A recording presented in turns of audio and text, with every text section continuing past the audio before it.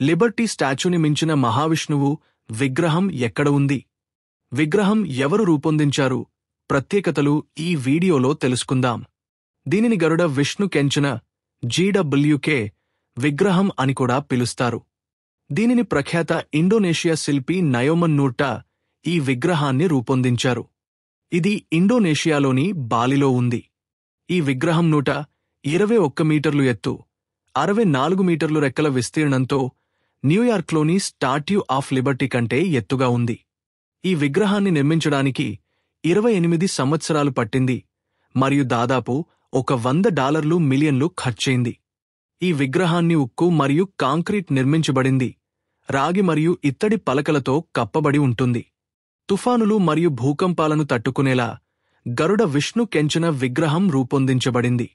ఇది ఇండోనేషియాలోనే అత్యంత బరువైన విగ్రహం. ఇలాంటి మరిన్ని చారిత్రక విషయాలు తెలుసుకోవాలంటే ఛానల్ని ఇప్పుడే సబ్స్క్రైబ్ చేసుకోండి.